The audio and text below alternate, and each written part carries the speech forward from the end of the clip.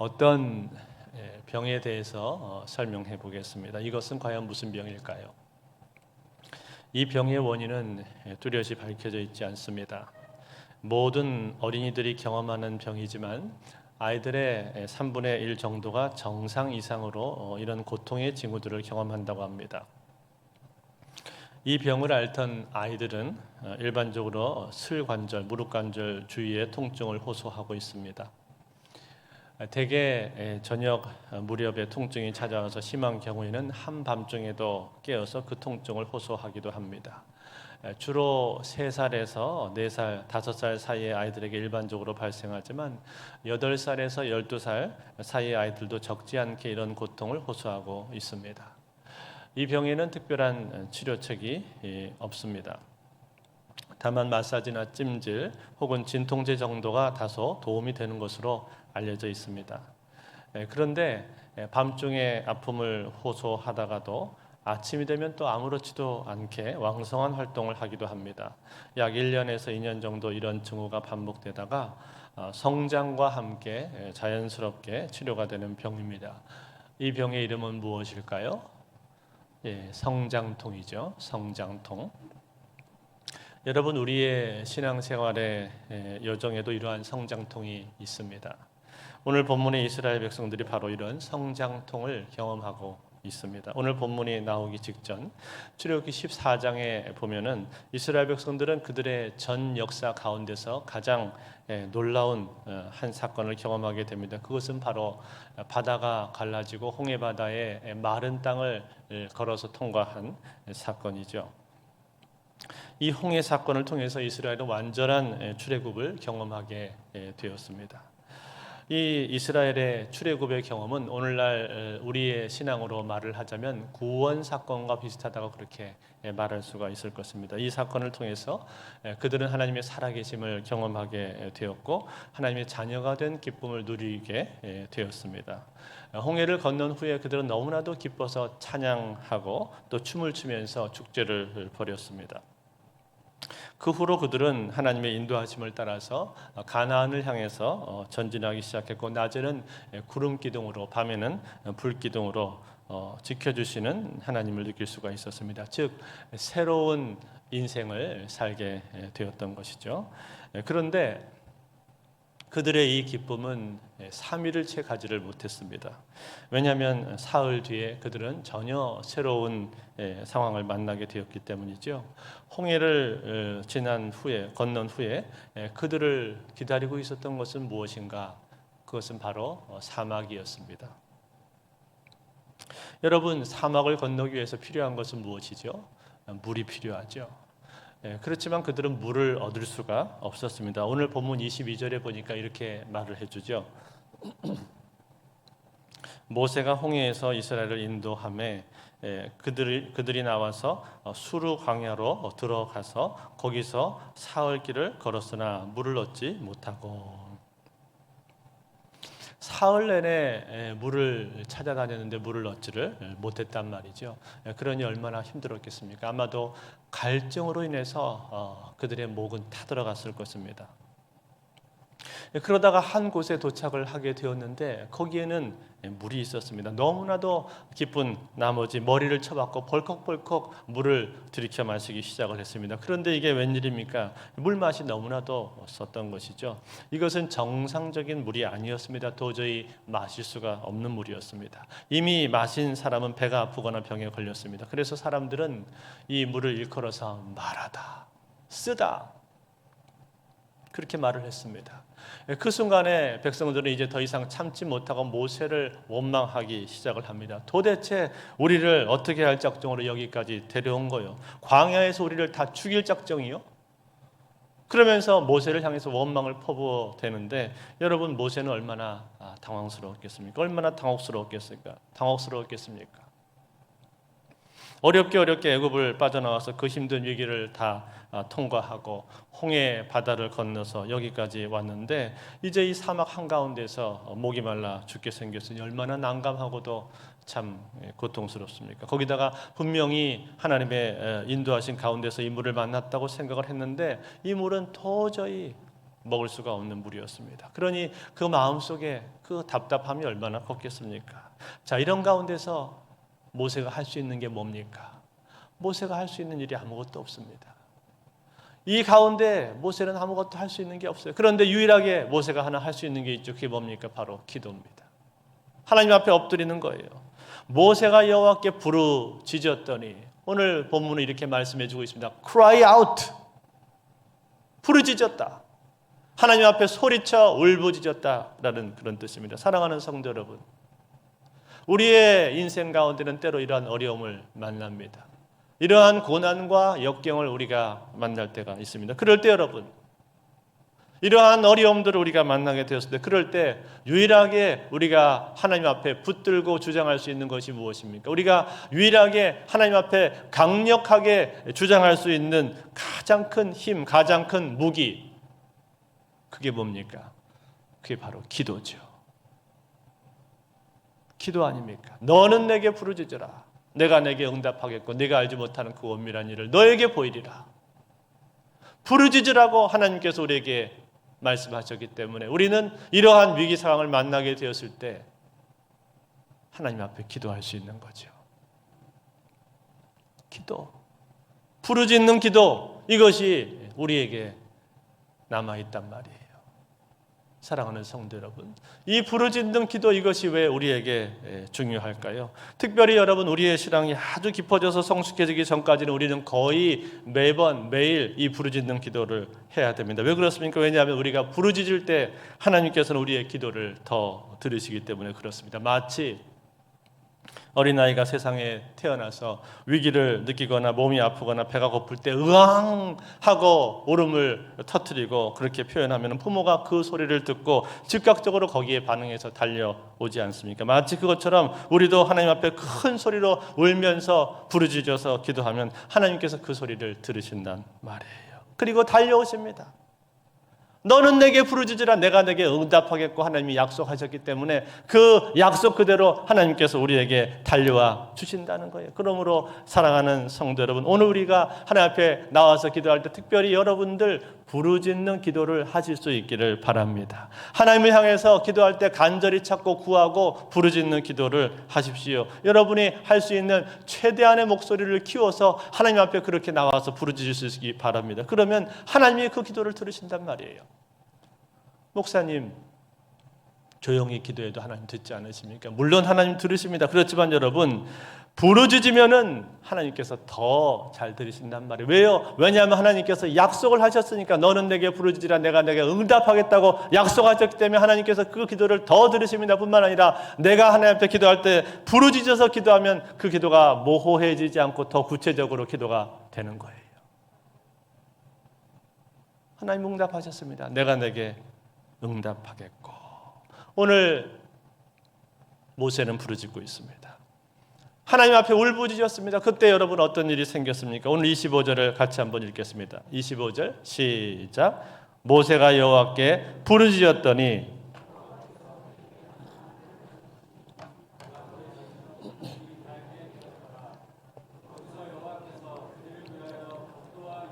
정하시고 그들을 시험하실세. 자, 여러분 뭐라고 했습니까? 물이 달게 되었다고 했죠. 하나님께서 한 나무를 지시하셨는데 그 나뭇가지를 꺾어서 물에다가 던졌더니 그 물이 달게 변했단 말이에요. 분명히 너무나도 써서 도저히 마실 수 없는 그러한 물이었는데, 썩은 물이었는데 그 썩은 물, 병든 물이 치료가 되어서 먹을 수 있게 되었다는 거예요. 그래서 거기 있는 모든 이스라엘 사람들이 그 물을 다 마실 수 있게 되었다는 거예요. 할렐루야. 사랑하는 성도 여러분, 어떻게 이런 일이 있을 수가 있습니까? 어떻게 이러한 기적이 일어날 수가 있냔 말이에요. 이것은 기도를 통해서 일어난 일입니다. 하나님 앞에 기도하고 나왔을 때, 부르짖었을 때 하나님께서 그 기도를 들으시고 역사해 주신 거예요. 즉 기도를 통해서 치유의 이적을 그들은 경험하게 되었던 것입니다. 그러므로 사랑하는 성도 여러분, 그 하나님은 누구십니까? 여호와 라파, 치료자 되시는 하나님이신 줄로 믿습니다. 여러분, 그분이 치료할 수 없는 것은 이 세상에 아무것도 없습니다. 그분은 사람을 치료하시고 자연을 치료하시고 그리고 영혼을 치료하십니다. 이 세상 모든 것들을 다 고치실 수 있는 분이십니다. 아니 목사님, 기도해도 하나님은 고쳐주시지 않던데요. 물론 그럴 때도 있습니다. 그렇지만 여러분, 하나님의 뜻이라면, 하나님의 뜻 안에 있는 일이라면 우리가 하나님은 고쳐주십니다. 그런데 여러분, 그 과정 가운데 하나님께서 그 치료의 은혜를 부어주시는 과정 가운데 하나님이 쓰시는 게 뭡니까? 하나님이 사용하시는 것이 무엇입니까? 그것은 바로 기도라는 거예요. 기도. 그 기도를 하나님이 사용하셔서 하나님의 치유의 능력, 치유의 은혜를 우리에게 부어주신다는 거예요. 그러므로 사랑하는 성도 여러분의 삶 가운데 아픔이 있습니까? 상처가 있습니까? 병든 것이 있습니까? 연약한 것이 있습니까? 그렇다면 하나님 앞에 나오십시오. 그리고 하나님 앞에 나와서 기도하십시오. 여러분이 할 수 있는 최대한의 목소리를 키워서 하나님 앞에 부르짖어서 기도하십시오. 그러면 하나님께서 그 기도를 들으시고 약속하신 그 말씀대로 응답해 주실 줄로 믿습니다. 하나님 앞에 맡기시기 바랍니다. 여러분, 히스기야를 보십시오. 히스기야는 어느 날 이사야 선지자가 그에게 말하기를 너는 죽고 살지 못한다, 그렇게 말했습니다. 그때 히스기야는 어떻게 했습니까? 포기하지 않고 하나님 앞에 무릎 꿇고 앉아서 벽을 향하여 그는 간절하게 눈물로 기도했습니다. 그랬을 때 하나님께서 그 기도를 들어주셨고 히스기야에게 15년의 생명을 연장을 시켜 주셨습니다. 간절한 기도가 응답을 받게 한 거예요. 뿐만 아니라 주님께서는 38년 된 병자도 고쳐 주셨고 문둥병에 걸린 사람, 불치병이라고 하는 그 문둥병에 걸린 사람도 주님의 손으로 만지시니까 그 만지시는 손길 따라서 그 병을 치료해 주신 분이십니다. 그러므로 여러분, 능력의 지극히 큰 것이 우리에게 있지 않고 오직 우리 하나님께 있다는 그 사실을 확실하게 믿고 하나님 앞에 기도하시기를 바랍니다. 주님 고쳐주세요. 주님의 손으로 만져주세요. 내 몸을 만져주시고 내 마음을 만져주세요. 고쳐주세요. 이 기도가 오늘 우리 기도가 되시기를 바랍니다. 그런가 하면 여러분, 오늘 하나님께서 이 물을 치료하시고 사람들을 치유하는 과정 중에 또 한 가지 강조하시는 것이 있죠. 그것이 무엇입니까? 그것은 바로 하나님의 말씀입니다. 말씀. 하나님의 법도와 계명을 지키라는 말씀을 하십니다. 오늘 본문 26절인데요. 이르시되 너희가 너희 하나님 나 여호와의 말을 들어 순종하고 내가 보기에 의를 행하며 내 계명에 귀를 기울이며 내 모든 규례를 지키면 내가 애굽 사람에게 내린 모든 질병 중 하나도 너희에게 내리지 아니하리니 나는 너희를 치료하는 여호와임이라. 아멘. 뭐라고 말씀하셨습니까? 너희가 내 말을 듣고 순종하면, 그리고 의를 행하고 계명을 지키면, 그러면 어떻게 하신다고요? 그러면 내가 고쳐주겠다. 나는 너희를 치료하는 여호와다. 그렇게 말씀해주고 있는 것 아닙니까? 사랑하는 성도 여러분, 그렇습니다. 하나님은요, 우리를 치료하시는 분이십니다. 주님은 우리를 고치시는데, 그런데 무엇으로 고치십니까? 하나님의 말씀으로 고치신다는 거예요. 말씀이 우리 안에 들어오면, 말씀이 우리 안에 들어와서 우리 마음속에 새겨지면 그 말씀이 우리의 마음을 만지고 우리의 삶을 만지고 우리의 마음속에 있는 모든 병들을 고쳐주신다는 거예요. 제가 참 인상적으로 읽은 책 중에 무당 엄마 목사 아들이라는 책이 있습니다. 그 책에 보면은 이 책의 주인공이 주명식이라는 분이신데, 이분은 어렸을 적에 영유도 섬에 살았습니다. 영유도는 지금으로는 인천국제공항이 있는 곳이죠. 그런데 이 섬의 특성상 부모님들은 모두 바다와 관련된 직업에 종사하셨고 날씨에 대한 불안감들이 늘 있었습니다. 때문에 당시 주명식은 부모님이 뱃일을 나가시면 부모님을 위해서 민속신앙이라든지 무속신앙 같은 것들을 의지를 하곤 했었습니다. 그러던 어느 날 고등학교 때 이모의 권유로 교회를 처음 발을 들여놓게 되었는데, 그때까지만 해도 교회 문턱만 왔다 갔다 했었지 제대로 된 신앙이 없었습니다. 그러다가 군대에 입대하게 되었는데 그곳에서 하나님을 인격적으로 만나게 되었고, 그때부터 본격적인 신앙생활을 시작을 하게 되었습니다. 그리고는 열심히 신앙생활한 결과 군종병으로 발탁이 되어서 군종병까지 근무를 하게 되었습니다. 그런 가운데서 이분은 마음속에 소명을 받게 되어서 목사가 되기로 서원을 했습니다. 군대에서 목사가 되기로 결정을 하고 열심히 기도하면서 준비를 하고 있는데, 그런데 어느 날 청천벽력과 같은 소식을 듣게 되었습니다. 바로 자기 어머니가 무당이 되었다는 소식입니다. 충격을 받았는데 알고 보니까 자기 친할머니도 본래 무당이셨는데 손자들에게 해가 될까 봐 알리지를 않고 지내셨다는 거예요. 제대를 하고 나서 집에 와보니까 집안이 풍비박산이 났고 방은 점을 보는 그런 신방으로 변해져 있었습니다. 그것을 보고 이 주명식은 너무나도 마음이 혼란스러웠지만 결국 하나님의 주권을 인정하고 목사가 되었습니다. 그 이후로부터 이제 어머니와의 엄청난 영적 전쟁이 시작이 되었습니다. 어머니는 이미 맨발로 외작두를 탈 정도로 신령 높은 무당이 되어 있었고 그 영적인 영향력을 받은 가족들은 모두 어머니를 지지하고 이제 예수를 믿는 아들을 핍박하기 시작했습니다. 갈수록 고립되던 이 아들은 결국 어머니의 자살 협박과 아버지의 이 폭언에 위협을 느껴서 집을 나오게 되었습니다. 그렇지만 그 상황 가운데서 오직 하나님만을 의지하고 복음을 굳게 믿고 기도의 힘을 의지해서 영적 싸움을 싸웠는데 영적 싸움을 싸운 끝에 결국은 승리를 하게 되었습니다. 이 과정의 이야기가 적나라하게 책에 기록이 되어 있습니다. 그런데 제가 그 중에서 그 책을 읽으면서 지금도 참 인상적으로 기억이 나는 것이 무엇인가 하니요. 이 어머니와 영적 싸움을 하는 과정 중에서 어머니가 점차 이제 힘을 잃고 무당일을 내려놓게 되었는데 그런데 이 과정이 하루아침에 된 것이 아니라 꽤 오랜 시간이 걸렸습니다. 그런데 그것은 일종의 병과 같은 거예요. 신들렸다고 해서 신병이라고 그렇게 말을 하죠. 그런데 이 신병이 치유되고 회복하는 과정 중에서 어머니의 신병이 치유되고 회복되고 온전해지는 과정 가운데서 가장 강력하게 역사한 것이 무엇인지 아세요? 하나님의 말씀입니다. 하나님의 말씀. 이분이 이 어머니를 붙들고 계속해서 말씀을 같이 공부를 할 때 그 말씀이 어머니의 마음속에 들어가니까 잘못된 생각, 잘못된 미신, 그것으로부터 비롯된 여러 가지 두려움과 염려 이런 것들이 다 사라지고 이분이 온전하게 치유가 되는 거예요. 그래서 이 어머니는 결국 무당일을 버리게 되었고 거기서 벗어나게 되었고 교회에서 권사까지 되었습니다. 할렐루야. 사랑하는 성도 여러분, 이와 같이 어려운 상황 가운데서 이렇게 놀라운 영적인 기적, 영적인 변화가 나타나게 되었는데 그 원인이 무엇입니까? 그 힘이 무엇입니까? 그것은 하나님의 말씀이라는 거예요. 하나님의 말씀이 그 사람 마음속에 들어가니까 말씀이 그 사람 마음속에 역사해서 그 사람 마음속에 병든 것들, 여러 가지 왜곡된 것들, 잘못된 생각들, 그리고 근심과 염려들 그런 것들이 다 사라져버리고 그리고 그가 마음속에 말씀이 새겨짐으로 말미암아서 그가 온전한 사람으로 변하게 되었다는 거예요.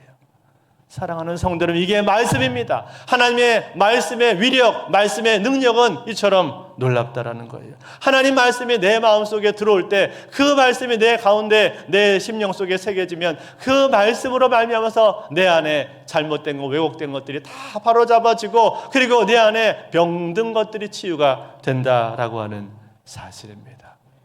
제가 아는 권사님 한 분은 상담 사역을 오랫동안 하신 분이신데 이분은 상담을 하면서 그 상담 그 자체로도 효과가 있지만 그러나 상담을 하는 그 내담자와 함께 하나님의 말씀을 같이 공부하면 그 말씀으로 말미암은 효과는 훨씬 더 극대화되었다라는 얘기를 저한테 해주신 적이 있습니다. 그만큼 하나님의 말씀의 능력이 대단하다라는 거예요. 그러므로 사랑하는 성도 여러분, 이 하나님의 말씀, 살아계신 하나님의 말씀, 나를 변화시키고 치유하시는 그 하나님의 말씀, 그 말씀이 나에게 주어진 사실을 감사하고 그 하나님의 말씀을 내 것으로 날마다 아멘 하시고 붙드실 수 있기를 바랍니다. 여러분, 그 말씀이 내 안에 들어와야 내 마음의 병들이 치유되고 내 마음의 불신과 또 의심들이 사라지고 내 신앙이 온전케 될 수가 있는 거예요.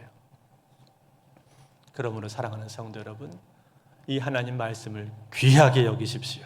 말씀을 배울 수 있는 자리를 소중하게 생각을 하십시오. 여러분이 주일날 예배에 나와서 설교 듣는 거 결코 가볍게 생각하지 마십시오. 그 설교가 여러분의 심령에 쌓여서 여러분의 신앙이 교정되고 온전한 방향으로 걸어가게 되는 것입니다. 여러분이 교회에서 하는 여러 양육 프로그램 이거 정말 귀하게 생각하십시오. 소중하게 생각하십시오. 여러분이 예배 한번 드리는 거 여러분 목숨처럼 소중하게 생각을 해야 됩니다. 생명처럼 그렇게 소중하게 생각을 해야 됩니다. 그 시간을 통해서 하나님께서 나를 만지시고 나를 교정하시고 나를 치유하신다는 사실을 여러분들은 기억을 해야 될 줄로 믿습니다. 아직 건강이 있을 때 열심히 말씀을 배우세요. 아직 내 눈이 보일 때 열심히 말씀을 배우십시오. 나중에 시간이 지나면 너무 늦습니다. 사랑하는 성도 여러분, 하나님의 말씀은 우리를 치유하십니다. 오늘 하나님께서는 내가 너를 치료하는 여호와다, 여호와 라파다라고 말씀하고 계십니다. 그런데 여러분, 참으로 놀라운 것은 무엇인가 하니 이 마라의 아픔의 시간이 다 지나고 났을 때 그 후에는 이 이스라엘 백성들이 어떤 결과를 얻게 되었는가, 놀라운 결과가 나오게 되는데, 여러분, 마지막 오늘 행선지가 어디입니까? 엘림이라고 나오죠. 엘림이 어떤 곳이에요? 이 엘림은 오아시스입니다. 27절 한번 같이 읽겠습니다. 27절 같이 읽습니다. 시작.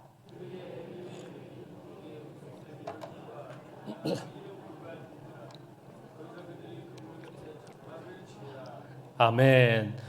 여러분 어떻습니까? 물샘이 12개나 있고 그리고 종려나무가 70그루나 있다고 그렇게 말했죠. 여러분, 사막에서 이런 곳을 찾는다는 게 결코 쉬운 것이 아니에요. 이 엘림은요, 오아시스 중에 진짜 오아시스입니다. 그러니까 정말 풍요로운 그러한 오아시스를 이들이 만나게 되었다라는 거예요. 사랑하는 성도 여러분, 이 이스라엘 백성들이 이곳에서 엘림을 만나게 되었다는 것, 이 사실이 우리에게 보여주는 바가 무엇입니까? 그것은 여러분, 하나님의 은혜를 경험해서 그 은혜로 말미암아서 치유를 경험한 사람들이 어떤 풍요, 어떤 은혜를 맛보게 되는가 하는 것을 우리에게 보여주고 있는 것 아닙니까? 그렇지 않습니까? 이 마라에서 그들은 아픔을 겪었지만 하나님 앞에 그들이 간절히 기도함으로 말미암아 치유와 회복을 얻게 되었고, 또 하나님의 말씀의 귀함을 이들이 깨닫게 되었는데, 그로 말미암아서 치료하시는 하나님을 만나게 되었는데, 그 결과 어떤 결말을 맞이하게 되었다라는 거예요. 그들은 진짜 풍요를 알게 되었다는 거예요. 진짜로 풍성한 삶이 어떤 것인가를 그들은 경험하게 되었다라는 거예요. 살아가는 성도 여러분, 그렇습니다.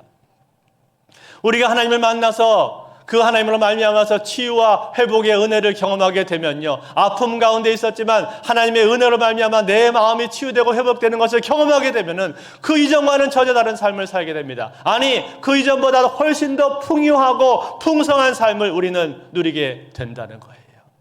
그 이전 그 아픔이 없었던 시간보다도 100배나 1000배나 더 풍성한 삶을 하나님 우리에게 허락해 주신다는 거예요. 상처 입은 치유자라는 말이 있듯이 그 상처가 치유되고 회복되었을 때 하나님께서는 나의 인생 가운데 내가 그 상처가 없을 때보다도 더 놀랍고 부요한 삶, 풍성한 삶으로 우리의 인생에 복을 주신다라는 사실입니다. 그것이 하나님의 은혜라는 거예요. 그러므로 사랑하는 성도 여러분, 오늘 우리는 그 치료자 되시는 하나님 여호와 라파의 하나님 우리가 바라보실 수 있기를 바랍니다. 그 하나님, 나는 너희를 치료하는 여호와임이라 말씀하신 하나님 앞에 나오실 수 있기를 바랍니다. 그리고 그 하나님 앞에 나와서 기도할 때 부르짖으십시오. 모세가 하나님 앞에 부르짖었던 것처럼 하나님께 부르짖으시고, 그리고 그 하나님의 말씀의 능력을 붙드시고 그 말씀의 능력이 내 평생에 내 심령을 강하게 붙드시기를 기도하는 저와 여러분들 다 되실 수 있기를 주의 이름으로 축원드립니다.